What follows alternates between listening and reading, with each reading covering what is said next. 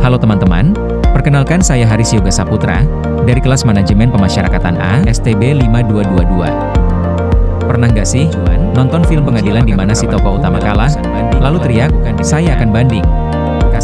Atau dengar berita kasus yang sudah diputus pengadilan, tapi terdakwa mengajukan kasasi?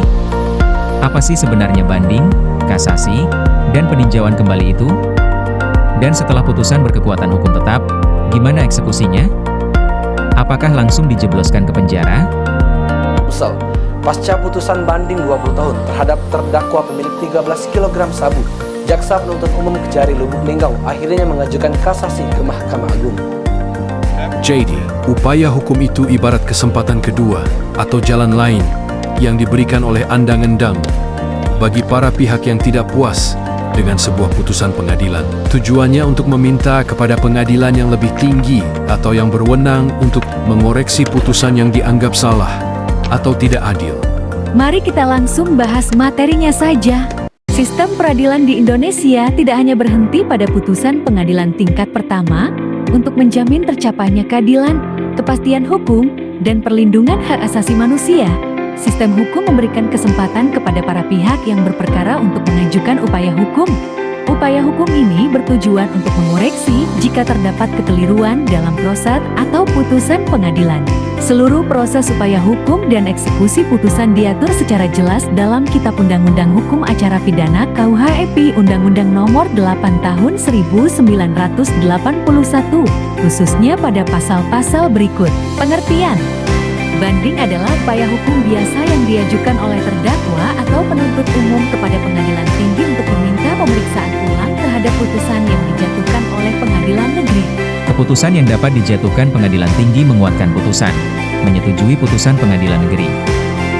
Peninjauan kembali adalah upaya hukum luar biasa terakhir terhadap putusan yang telah berkekuatan hukum tetap, ingkrah van Gewijde. Artinya, putusan tersebut sudah tidak dapat dibantah lagi melalui upaya hukum biasa, banding atau kasasi. Tujuan: memperbaiki kekeliruan hakim dalam memutus perkara yang didasarkan pada alasan-alasan khusus. Alasan pengajuan PK: 1. Ditemukan novum, alat bukti baru. Ditemukan bukti baru yang sebelumnya tidak diketahui dan dapat mengubah putusan. 2. Pertentangan putusan.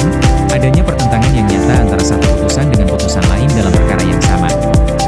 3. Kehilafan atau kekeliruan nyata hakim. Terdapat kekeliruan yang mendasar dalam pertimbangan hakim. Eksekusi pelaksanaan putusan. Eksekusi adalah pelaksanaan putusan pengadilan yang telah mempunyai kekuatan hukum tetap, tidak ada lagi upaya hukum yang diajukan.